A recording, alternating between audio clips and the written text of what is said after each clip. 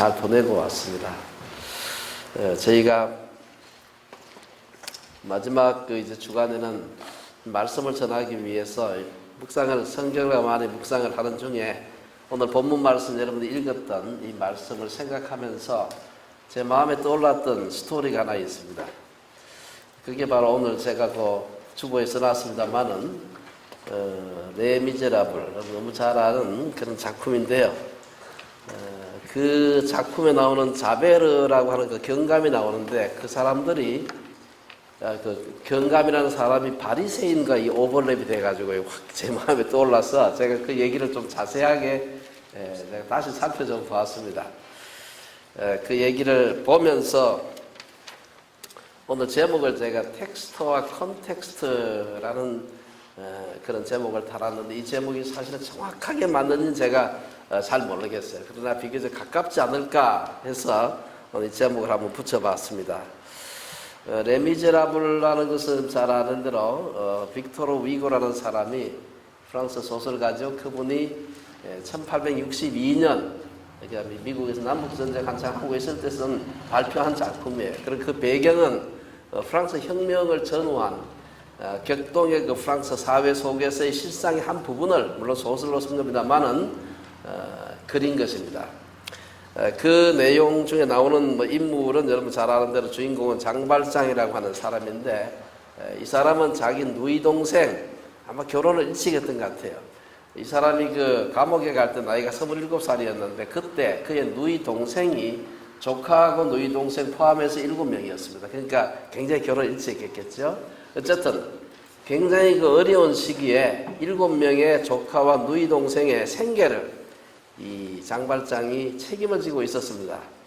그러다 보니까 늘 부족하고 조카들을 위해서 빵을 살 게 없는 겁니다. 그래서 절도를 하다가 걸려가지고 5년형을 선고받게 됩니다. 감옥에 들어와 있었지만 아무리 생각해봐도 자기 조카와 누이 동생이 살아갈 길이 없어요. 그래가지고 그 자기의 누이 동생과 조카들을 생각하면서 탈옥을 하는데 탈옥을 4차례를 하게 됩니다. 4차례를 하는 동안에 5년형이었던 것이 19년으로 늘어나게 됩니다. 그리고 19년형이 맞춰졌을 때도 19년형이 맞춰졌으니까 나이가 46살이 돼서 이제 중년, 장년, 상당히 나이가 들은 그런 사람이 됐죠. 그래가지고 나왔는데 그 당시에 프랑스에는 우리나라 주민등록증 같은데 범죄자, 정과자는 위험한 인물이라고 하는 표시가 돼 있었다 그래요. 그래서 취직을 하거나 여관에 가서 잠을 자거나 어디가 음식점 가서 밥을 먹을 때도 이거 꼭 보여줘야 되는데 그게 위험한 인물이라고 딱 쓰여 있으니까 취직도 안 되고 잘 데도 없고, 그래가지고 너무나 기진맥진해가지고 이 사람이 성당 앞에 있는 벤치에 쓰러져가지고 있었습니다. 그때 마침 지나가는 어떤 부인이 옆에 사제관에 한번 가보시라고 그 얘기를 듣고서 이 사람이 사제관의 문을 두드리게 됩니다. 근데 그때 거기서 바로 그 유명한 노사제 밀리에르라고 하는 그 사제를 만나게 되고, 이 사람이 그를 환영하면서 그에게 따뜻한 음식과 잠자리를 제공을 하게 됩니다.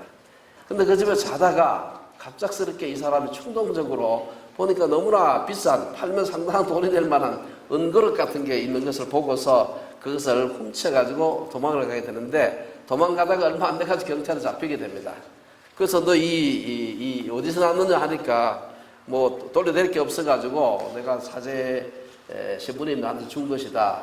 정말 줬는지 가서 확인해야 되겠다 해서 그걸 체포해서 사제관에 데리고 옵니다. 우리 다 아는 얘기인데 제가 한 번 더 복습 삼아 제가 말씀을 드리는 거예요. 근데 사제가 가만 보니까 앞뒤 이 분위기가 좀 어떤지 좀 눈치를 금방 챈 거예요. 그래가지고 장발장을 보면서 야, 이 사람아, 내가 준 선물을 다 가져가지 왜 그 은그릇만 가져가니? 은초대도 가져가야 되지 하고 사실은 더 비싼 은초대를 내주는 겁니다. 그 얘기가 주로 이제 우리 많은 교과서라든지 이런 데 많이 나오고 있는 얘기입니다. 이때 그 은초대를 줌으로써 장발장이 완전히 변화되게 됩니다. 그때 밀리에르 신부가 한 얘기가 있습니다. 나의 형제 장발장, 그들은 이제 악에 속한 자가 아니라 선에 속한 자이다. 나는 그들을 위해 그들의 영혼을 샀다. 나는 그들의 영혼을 어두운 생각과 파멸의 영으로부터 건져내서 하나님께 바치려고 한다. 아주 유명한 그 말을 하면서 이것을 통해서 장발장이 완전히 회심을 하게 됩니다. 그 뒤에 한 7, 8년 지나면서 장발장은 가석방 상태에서 여러 차례 탈옥을 시도했기 때문에 만기 출소했음에도 불구하고 가석방 상태인데, 가석방 상태에서는 그 이름을 그대로 유지를 해야 되는데 그 이름을 그대로 유지해가지고 도저히 아무것도 할 수가 없으니까 이 사람이 이름을 마드린드라고 이름 바꾸게 돼요. 그러면서 정말 성실하게 열심히 일해가지고 조그만 회사 사장도 되고, 그리고 큰 동네는 아니지만 조그만 동네에 시장도 선출되게 됩니다. 그런데 이상하게 그를 쫓던 자베르 경감이 그 장발장이 어디로 갔는지 안 보이거든요. 그 이름이 없어지고 이 사람이 행방불명이에요.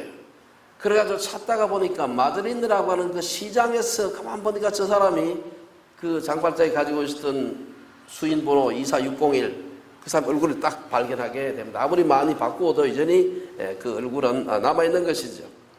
이 사람은 감옥에서 태어나가지고 아주 철저한 그 법리주의자입니다. 그래서 한 번 도둑은 영원한 도둑이지 회개라는 건 있을 수가 없다. 아무리 회개한 척해도 결국 도둑놈은 도둑놈이다.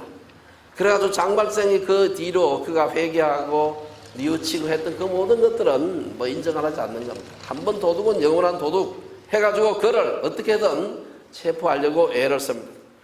그러나 장발장은 그에게 쫓겨다니면서도 그를 돕게 됩니다. 자베르를 돕게 되고 많은 사람을 돕는데 결정적으로 자베르를 죽일 수 있는 그러한 위치에 있었는데 그를 살려주고 그를 보호하고 오히려 그를 탈출시켜 주는 것을 볼 수가 있습니다.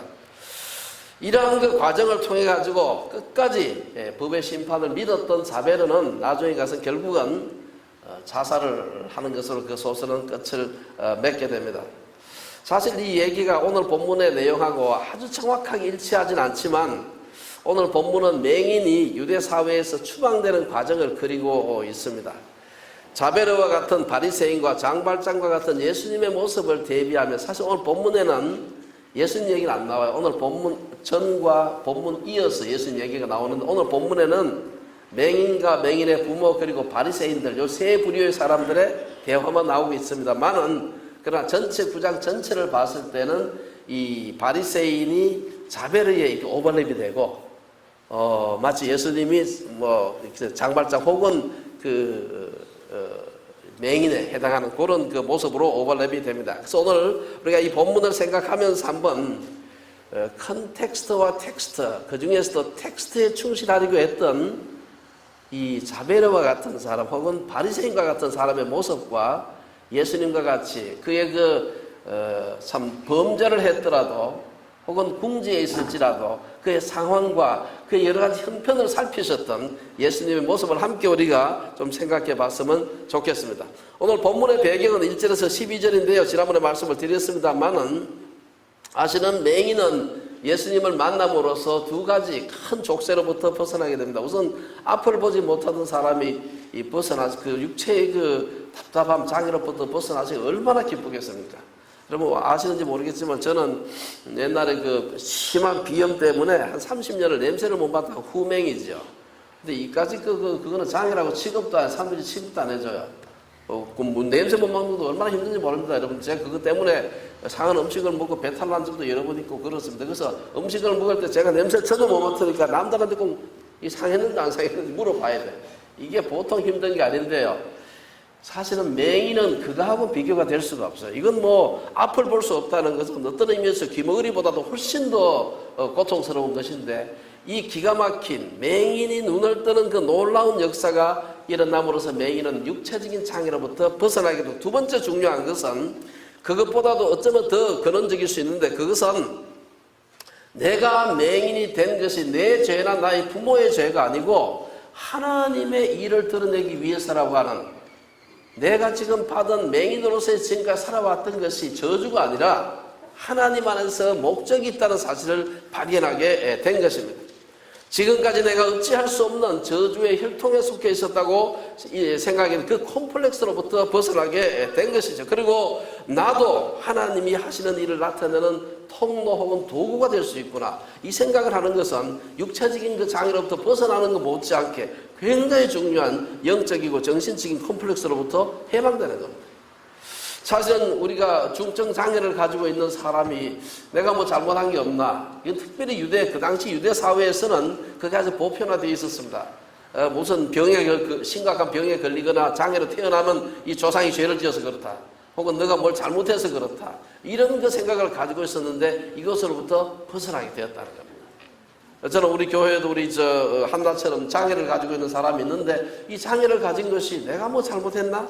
우리 부모가 뭘 잘못했나 생각이 아니라 내가 이 장애를 통해서 참 힘들긴 하지만 나를 통해서 하나님이 하시는 일을 나타내실 수도 있겠구나 라고 생각한다면 그건 얼마나 장애만 해도 힘든데 장애에 더해서 만약에 영적인 이 짐까지 지운다면 얼마나 힘들겠습니까? 그러나 이 컴플렉스로부터 벗어나게 해주는 거예요. 오늘 그래서 그 얘기가 1절에서 12절까지 나오는 그 얘기입니다. 오늘 이러한 그 배경 속에서 맹인이 눈을 뜨게 되었으니 조금 전에 말씀드린 대로 그 큰 두 가지 육체적인 영적인 짐으로부터 해방이 되었는데도 불구하고 이 큰 사건을 두고서 그것을 함께 기뻐해 주지 못하고 그것을 통해서 자기들의 잘잘못을 따지려는 사람이 있었는데 바로 바리새인들이었습니다. 바리새인과 맹인 그리고 바리새인과 맹인의 부모를 통해서 텍스트에만 집중했던 바리새인들의 모습이 어떤지 우리가 좀 살펴볼 필요가 있습니다. 오늘 13절에서 16절까지에 보면은 예수님께서 그 병자를 맹인을 고쳐주셔서 그가 시로암 연못 가서 이제 씻고 다시 앞을 보게 됩니다. 앞을 보게 되니까 맹인이었던 사람을 사람들이 보고 깜짝 놀랐죠. 왜? 늘 그 사람들이 많이 다니는 길가에서 구걸을 하고 있었기 때문에 그 사람이 눈을 번쩍 뜨고 걸어 다니고 있으니까 너무나 놀란 것입니다. 그리고 그날이 안식일이 아니었으면 아마 안 데리고 왔을 겁니다. 평소에 꼭 병을 고칠 수 있으니까 안식일이었기 때문에 사람들이 그를 맹인을 바리새인에게 데리고 왔어요. 안식일에 병을 고쳤는데 병 고친 건 좋았는지 모르지만 그게 안식일에 일을 한 것은 아닌지 이 생각 때문에 그걸 판단해 주는 사람이 당시 유대 사회의 멘토요 지성인이었다고 할 수 있는 바리새인들이었습니다. 그래서 바리새인에게 데리고 갔습니다. 여기 보면은 바리새인에게만 데리고 간 것으로 미루어서 사람들이 맹인을 데리고 간 것이 공회가 아니라 아마 회당이 아니었겠나 생각을 합니다. 왜냐하면 회당에 데리고 갈 때는 꼭 바리새인과 사두개인이라는 말이 붙어서 나와요. 왜냐하면 공회원들은 이 바리새인과 서기관들이 같이 혼합되어 있었기 때문에 근데 여기서는 바리새인들에게만 데리고 간 것으로 봤을 때 아마 공회는 안 데리고 가고 아마 회당에만 데리고 간 것 같아요. 어쨌든 15절에서 바리새인들은 맹인에게 예상대로 어떻게 보게 됐는지를 물으니까 맹인은 주저없이 예수님께서 이 땅에 침을 뱉고 그 흙을 가지고 자기 눈에 바르고 실로암 못에가 씻어라 그래가지고 내가 낫게 되었다라고 그 얘기를 하게 됩니다. 사실은 그 일을 들으면서 바리새인들은 예수님이 적어도 두 가지 점에서는 안식일을 범했구나. 우선 흙을 이겼으니까 이 흙이기는 흙작업, 토건 작업을 한 것입니다. 그래서 이것은 안식일에 해서는 안 되는 일을 했다 하는 것과 그 다음에 유대인들은 침을 바르는 것은 금식 중에 금식을 하게 되면 음식을 안 먹기 때문에 침이 적게 나오는데 침을 적게 나오는 침조차도 금식 중에 나오는 침조차도 이 몸에 바르면 안 된다라고 하는 그런 납비의 율법, 납비의 그 구전이죠. 그게 있었어요. 생각해 보니까 이거는 안식일을 범한 것이다 라고 생각을 한 것입니다. 그런데 놀라운 것은 이제 여기에서 바리새인들의 그 고민이 16절에 보면 나오는 것입니다. 이 사람이 안식일을 지키지 아니하니 하나님께로부터 온 자가 아니라 하며 어떤 사람은 말하되 죄인으로서 어떻게 이러한 표적을 행하겠느냐라고 분쟁이 일어났다. 여기 보면은 안식일을 범한 것을 보면 죄인이 분명한데 하나님께서 그 죄인의 기도를 듣고 맹인을 고쳐주셨다는 것도 이건 도저히 이해할 수가 없는 것입니다. 사실은 복음서에 보면 예수님께서 안식일에 병을 고쳐는 일이 오늘 이거 포함해서 7번이 나오는데 7번만 이것만 기록을 하고 있어요. 왜냐하면 다른 거 평일에 고쳐준 거는 안식일 문제가 없기 때문에 기록을 안 했습니다. 그러니까 예수님께서 얼마나 많은 병자 혹은 불구자들을 고쳐주셨는지 알 수가 있습니다. 예수님께서 그 병자를 고쳐줄 때마다 안식일 고쳐줄 때마다 바리새인과 충돌이 있었던 것을 볼 수가 있습니다. 그래서 바리새인들은 안식일에 병 고침을 받은 맹인에게 다시 물었습니다. 정말 그랬느냐 하고 17절에서 23절에 보면 그 얘기가 나오고 있습니다. 그 얘기를 다시 물었을 때 맹인은 눈을 뜨게 된 과정을 솔직하게 말했고 과장하지 않았습니다. 17절에서 바리새인들은 소경에게 그 사람이 내 눈을 뜨게 하였으니 너는 그를 어떠한 사람이라 하느냐? 이 질문에 대해서도 맹인은 거침없이 대답을 하는 것입니다. 선지자니이다. 여러분, 우리말에는 조금 안 나와 있습니다. 원래 이게 헬라 말에서 앞에 관사가 붙게 되면 그 선지자가 돼서 메시아를 의미하는 거예요. 근데 여기는 관사가 없어요. 어느 봐서 그냥 구약에 많이 있었던 선지자와 같은 그 중에 한 사람이 아니었겠나. 그때까지는 예수님이 아직 메시아 그리스도라는 것을 이 사람이 확실히 몰랐던 겁니다. 그래서 그냥 선지자니이다. 자기 입으로 분명히 대답을 했지만 바리새인들은 믿질 않았어요. 그래서 안 되겠다. 내 부모한테 내 부모를 불러와라. 그래서 부모가 다시 불려가서 18절 19절에 보면은 부모를 불러서 두 가지를 묻는다. 하나는 이는 너희 말에 맹인으로 나타난 너희 아들이 맞느냐? 둘째 질문은 그러면 지금은 어떻게 해서 보느냐? 이 두 가지 질문을 하게 됩니다. 내 아들이 맞느냐 하는 요 첫 번째 질문 대답하기가 쉬워요. 맞습니다. 그럼 되죠. 이 내 아들이 분명합니다. 문제는 두 번째 질문에 대답을 하려고 알지요, 부모가. 그 대답을 하려고 가만 보니까 분위기가 우리 아들이 말한 것처럼 똑같이 말했다가는 예수라는 사람이 우리 아들을 이렇게 기해서 고쳐주셨습니다 하면은 자기가 출교당할 것 같아요. 그 뒤에 바로 그 얘기가 나와요. 보면은 22절 23절에 보면 이미 유대인들이 누구든지 그 예수를 그리스도로 시인하는 자는 출교하기로 결의했음으로 알고 이들 앞에서 잘못 말했다가는 큰일 나겠구나 하는 생각 때문에 부모들이 조금 책임 회피이면서도 지혜로운 답을 합니다. 내 아들이 상당히 나이가 들었으니까 이 정확하게 나이가 얼마인지 모르지만 아마 제 생각에는 적어도 20살 넘었던 것 같아요. 그러니까 내 아들한테 직접 물어보시오. 자기 입으로 말했다가 아들하고 똑같이 말했다가는 출교를 당하면 아주 골치 아픈 일이 생기는 겁니다. 여러분들이 그 유대 나라 그 사회에서 가장 큰 형벌이 출교입니다. 회당에서 그냥 명부 지워버려 공회에서 결의해가지고 그 사람은 그냥 아무 공적인 자리 나가지도 못하고 모든 사람은 출교당한 사람보다 적어도 2m 이상 떨어져 있어야 됩니다. 그리고 죽고 난 뒤에 시체를 가지고서 죽었다고 울지도 못해요. 그리고 나중에 죽고 난 뒤에 시체에다 돌을 던지기도 하고 이런 아주 그 유대 나라에서는 가장 큰 형벌입니다. 가만 보니까 까딱하면 자기가 출교당하게 생겼어요. 그래서 우리 어차피 고침 받은 건 아들이니까 이제 아들 나이가 됐으니까 우리 아들한테 갖다 물어보시오. 이렇게 얘기를 하는 것입니다. 이 바리새인들의 모습을 보면서 그 맹인이 이미 얘기를 했고 맹인의 부모도 보니까 그래서 맹인의 부모에게서 이제 전달을 받아서 맹인에게 물어봤을 때 맹인은 똑같은 얘기를 하는 겁니다. 이것을 보고서도 바리새인들은 절대로 마음을 고치지 않아요. 이 바리새인들의 모습이 마치 자베르 경감 같은 그런 느낌이 드는 겁니다. 바리새인들은 소경이 눈을 뜬 데는 관심이 없었습니다. 그들의 관심사는 이 예수라는 사람이 모세 율법에서 정한 안식일 법을 어겼느냐 안 어겼느냐. 이 바리새인들은 자베르같이 사람의 고통이나 궁지보다는 율법의 조문에 관심이 있었어요. 이들은 문자로 주어진 율법 텍스트의 정신이 사랑이었다는 사실을 잊어버리고 율법의 문자에 매인 것이죠. 바리새인들과 같이 텍스트의 매인 자들에게는 안식일의 병자를 고쳐준 것을 사랑의 표현이라고 보지 않고 그것은 율법을 범한 것이다. 이 참 얼마나 놀라운 서로 대조가 되는 해석인지 모릅니다. 그들은 율법을 지키지 않는 사람은 하나님으로부터 온 사람이 아니라고 생각했습니다. 율법적 신앙은 문자적 신앙 혹은 텍스트에 매인 신앙이라고 할 수가 있습니다. 텍스트에 매여서 텍스트가 제정된 배경이나 텍스트가 적용되는 컨텍스트를 보지 못한 신앙을 말하는 것이죠. 바리새인들은 텍스트 즉 율법이 무엇을 위해 주어졌는지 생각하기보다도 율법이 사람을 갖다가 얽어매는데 율법을 적용하는 걸 볼 수가 있습니다. 안식일에 병자를 고치신 일로 인해서 예수님은 이전에도 바리새인들의 비난을 많이 받았습니다. 모세의 율법을 범하지 아니하려고 사람이 안식일에도 할례를 받는 일이 있거든 내가 안식일에 사람의 전신을 건전하게 한 것으로 너희가 내게 노여워하느냐. 난지 8일 만에 그 할례 받게 되어 있는데 그 8일째가 안식일이 되면은 8일째 안식일이라도 할례를 주는 것입니다. 그것도 일하는 거 아니냐. 이것은 율법에도 융통성이 있다는 것입니다. 컨텍스트를 생각해서 율법의 조항을 적용해야 되지 무조건 안식일에 뭐 움직였다 해서 일했다 이렇게 하면 안 된다는 것을 얘기를 하고 있는 것입니다.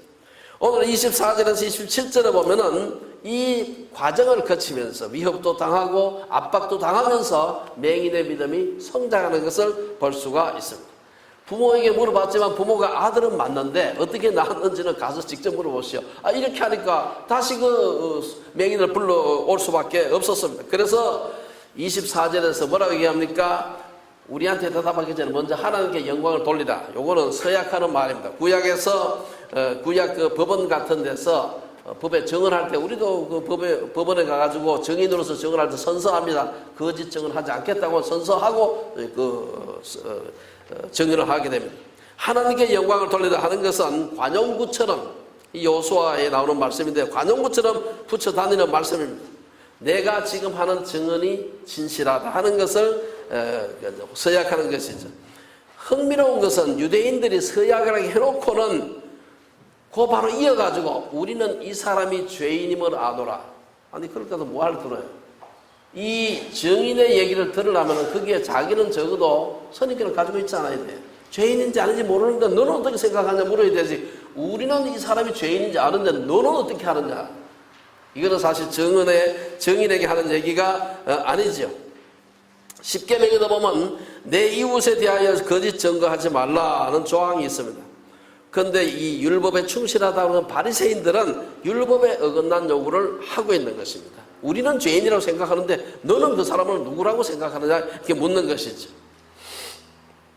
사실 이러한 바리새인들의 모습은 하나님의 영광이란 말을 입에 달고 다니는 사람보다 말없이 한 가지라도 하나님의 영광을 위해서 살려는 사람이 더 중요합니다. 우리가 예수님 있다 보면 하는 말들이 난무하죠.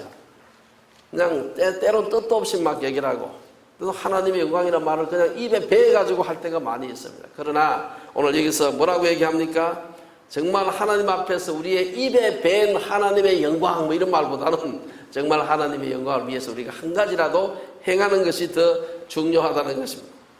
종교에 관심이 법과 형식 문자에만 있다면 이는 잘못된 종교입니다. 종교가 사람을 이용하고 종교가 제도를 유지하기 위한 도구로 사용된다면 그런 종교는 바른 종교가 아니라고 할 수 있습니다. 종교는 사람을 살리고 귀하게 여기고 율법도 마찬가지로 사람을 살리기 위해서 있는 것입니다.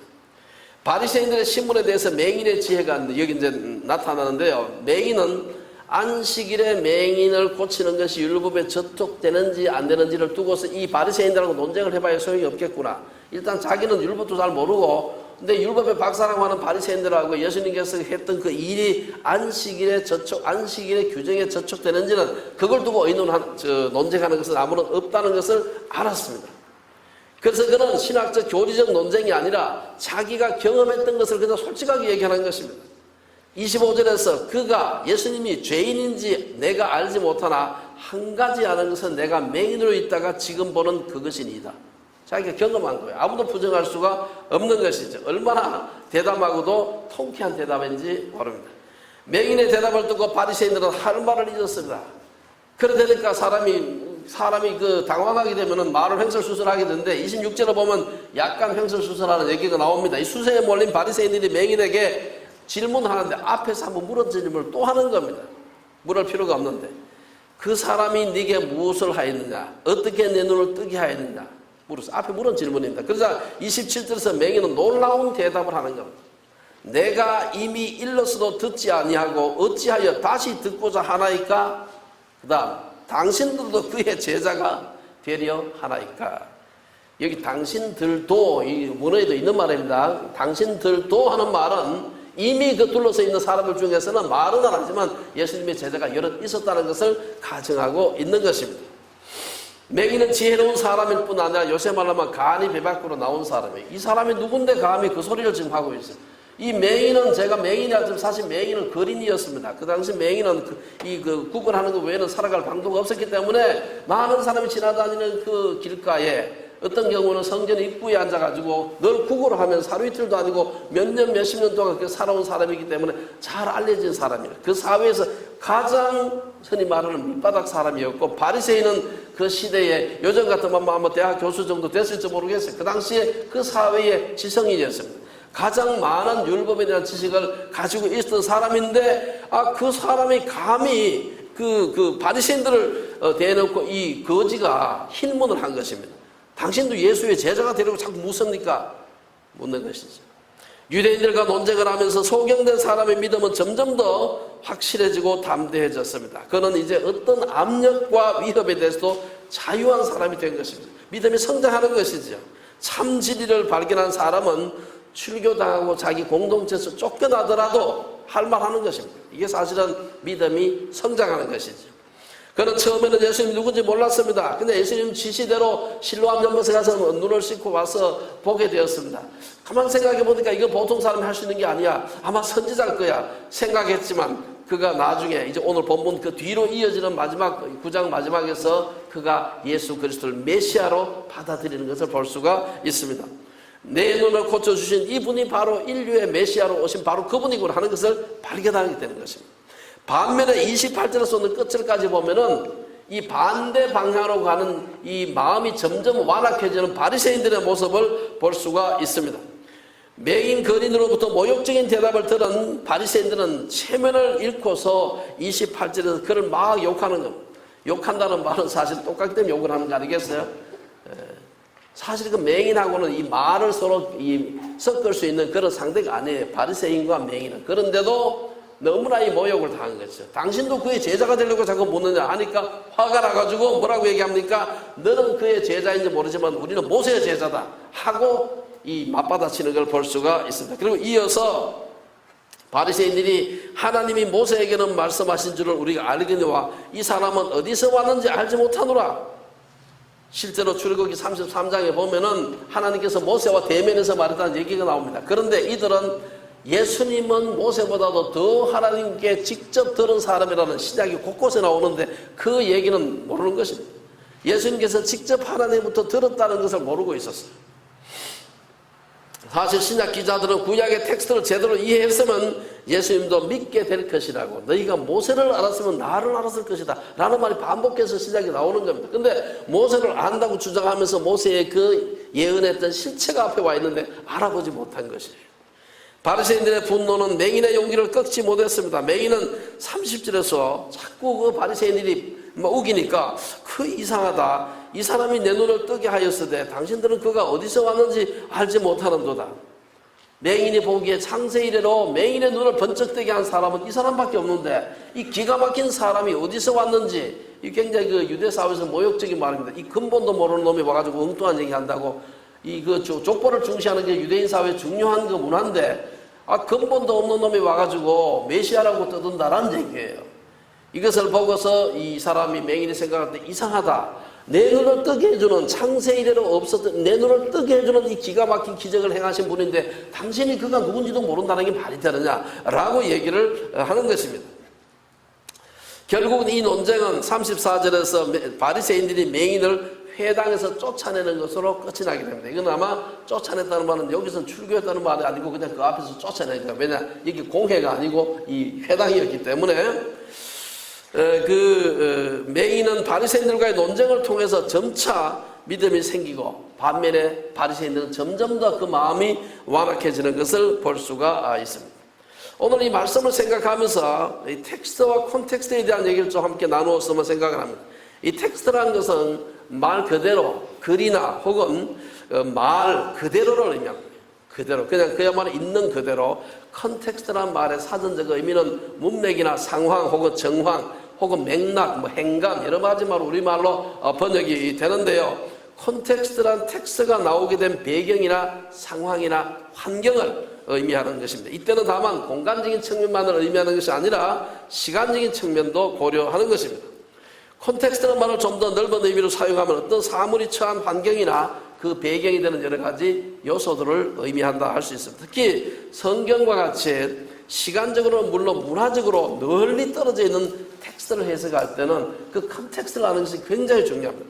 예수님 당시도 이미 구약 성경은 예수님 당시로부터도 1500년의 긴 시간이 있는 텍스트들이었습니다.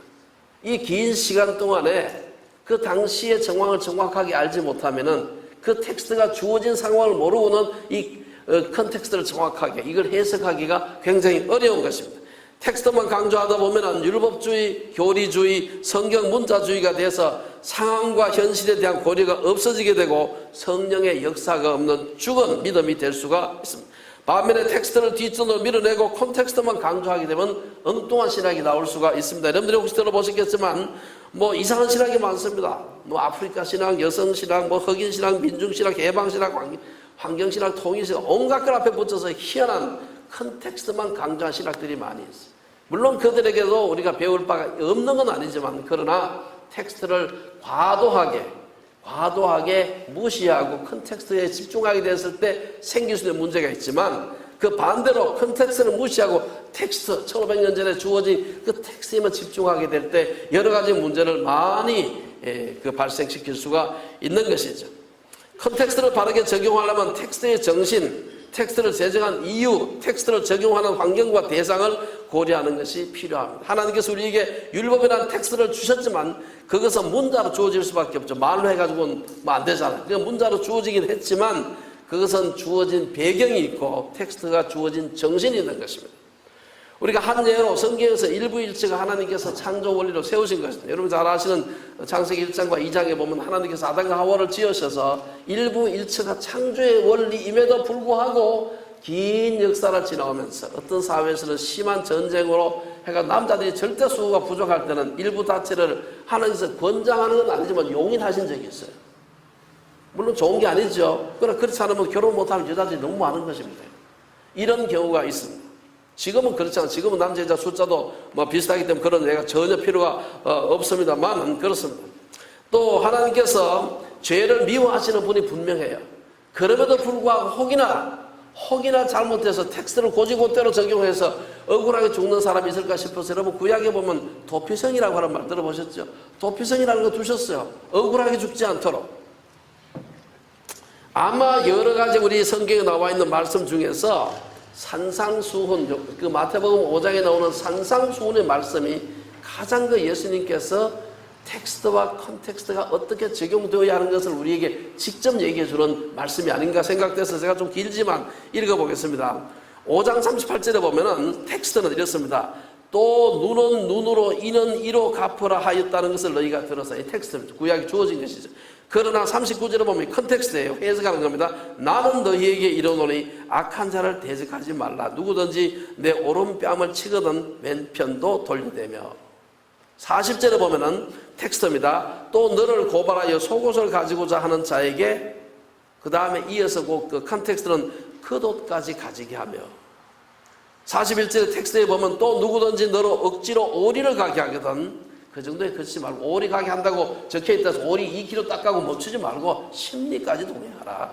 그거는 딱 오리까지만 가는 얘기가 아니고 그냥 그 사람을 도움을 줄 수 있는 데까지 갖추라는 얘기지, 오리라고 이 문자에 매이지 말라는 것이죠. 43절에 보면은 내 이웃을 사랑하고 내 원수를 미워하라 했다는 것을 너희가 들었으나, 44절에 보면 컨텍스트로 나는 너희에게 이르노니 너희 원수를 사랑하며 너희를 박해하는 자를 위하여 기도하라.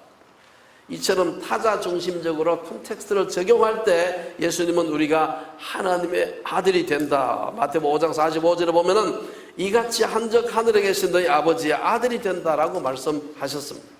컨텍스트를 고려해야 하기 때문에 세상 법정에서도 유권 해석이라는 게 있습니다. 만약에 문자대로 다 그냥 텍스트만 생각하고 컨텍스트를 하나도 고려하지 않는다면 판사나 검사나 변호사 필요 없습니다. 문자에 적힌 대로 해가지고 그냥 하면 되는 거죠. 그러나 유권 해석이라는 것은 아무리 우리가 자세하게 이 법 조문에 이게 잘 설명을 해놔도 그게 그대로 맞지 않는 경우가 너무나 많기 때문에 유권 해석이라는 것이 있는 것이고, 변호해 주는 사람이 필요한 것이고, 또 판사가 또 그걸 보고 인격체 판사가 그걸 판단을 해야 되는 것입니다. 오늘 본문에서 텍스트라고 한다면 아마 출애굽기 20장에 있는 10계명 중에 제4계명인 안식일 계명을 의미할 겁니다. 안식일과 관련된 컨텍스트라고 한다면은 안식일을 제정한 배경이나 이유, 정신일 것입니다. 안식일을 제정한 가장 큰 이유가 뭐냐? 그것은 사람을 골탕 먹이려고 하나님께서 안식일 법을 제정한 것이 아닙니다. 안식일을 제정한 가장 큰 이유는 인간의 탐심을 제어하고 세상 활동에서 벗어나서 온전한 마음으로 하나님을 사랑하며 하나님을 경배하는 데 집중하고 피조세계를 균형 있게 관리하라는 의미가 포함되어 있습니다. 그래서 예수님께서는 이걸 합쳐가지고 안식일은 인자가 안식일의 주인이다. 안식일은 사람을 위해서 주어진 것이다. 사람을 옳고매기 위해서 주어진 것이 아니라 사람을 고치기 위해서 주어진 것이라는 안식일의 본래의 정신, 그것이 컨텍스트라는 것을 강조하고 있는 것입니다. 결론적으로 예수님은 텍스트에 충실하시면서도 컨텍스트를 무시하지 않으셨습니다. 안식일 율법을 강조하면서 예수님을 비난하는 바리새인들에게 예수님은 인자는 안식일의 주인이니라 하시고, 안식일에 선을 행하는 것과 악을 행하는 것, 생명을 구하는 것과 죽이는 것, 어느 것이 옳으냐? 안식일에 주어진 정신이 왜 주어졌는지, 이유가 뭔지를 생각해 보라는 것입니다. 같은 사건을 두고 예수님은 너희 중에 어떤 사람이 양 한 마리가 있어 안식일에 구덩이에 빠졌으면 끌어내지 않겠느냐? 사람이 양보다 얼마나 더 귀하냐? 그러므로 안식일에 선을 행하는 것이 옳으니라. 그렇다고 예수님이 컨텍스트만을 강조하면서 텍스트를 무시한 것이 아니었습니다. 요한복음 5장에 보면 예수님은 죄를 범함으로 인해 병이 생긴 사람을 치료해 주시고 난 뒤에 다시는 병이 생기지 않도록 죄를 짓지 말라. 그 죄가 뭔지 성경은 얘기하고 있지 않지만 그 사람의 죄는 적어도 죄 때문에 생긴 병입니다. 그래서 예수님께서 그걸 고쳐주시고 난 뒤에 다시는 병이 생기지 않도록 죄를 짓지 말라. 여러분 잘 아는 요한복음 8장, 우리 바로 지난번에 우리가 공부를 지난 장에서 공부했는데 거기 보면은 가늠하다가 현장에서 잡힌 여자에 대한 얘기가 나오고 있습니다. 거기 보면은 나도 너를 정죄하지 아니하노니 가서 다시는 죄를 범하지 말라. 예수님께서 간음을 찬성한 게 아니에요. 그거 잘했다는 얘기가 아니에요. 그거 잘못했는데 이제는 다시는 가서 동일한 죄를 범하지 말라. 텍스트를 예수님이 무시한 게 아닙니다. 그러나 그보다 더 중요한 것은 사람을 구해내는 게 중요하다는 것을 얘기하신 겁니다. 단순하게 말하기는 어렵지만 구약은 텍스트를 중시하고 신약은 컨텍스트에 좀 더 방점이 있는 게 아닌가 생각을 해보았습니다. 아마 여기에 가장 중요한 요소는 성령의 역사가 아닌가. 엠마오 도상에서 예수님을 만난 두 제자도 긴 시간을 부활하신 예수님과 함께 반나절을 함께 걸어가 놓고도 예수님을 알아보지 못하다가 성령께서 그 마음을 뜨겁게 해주실 때 비로소 예수님을 알아보았다는 얘기가 신약에 나와 있습니다. 오순절에 모인 사람들도 성령께서 그들의 마음을 감동시킬 때 형제들아 우리가 어찌할꼬 하는 통에 잡아간 것을 볼 수가 있습니다. 오늘 이 안식일에 맹인을 고쳐준 사건을 통해서 혹시 우리 신앙이 너무 텍스트에 너무 매여있는 신앙이 아닌가? 아니면 텍스트를 무시하고 컨텍스트만 자꾸 쳐다보고 있는 그런 신앙이 아닌가? 이런 것을 한번 생각을 해봐야 됩니다. 아무쪼록 예수님처럼 텍스트를 넘어서 컨텍스트를 살피는 주빌리의 온 식구들 되시기를 주의 이름으로 축원합니다. 기도하겠습니다.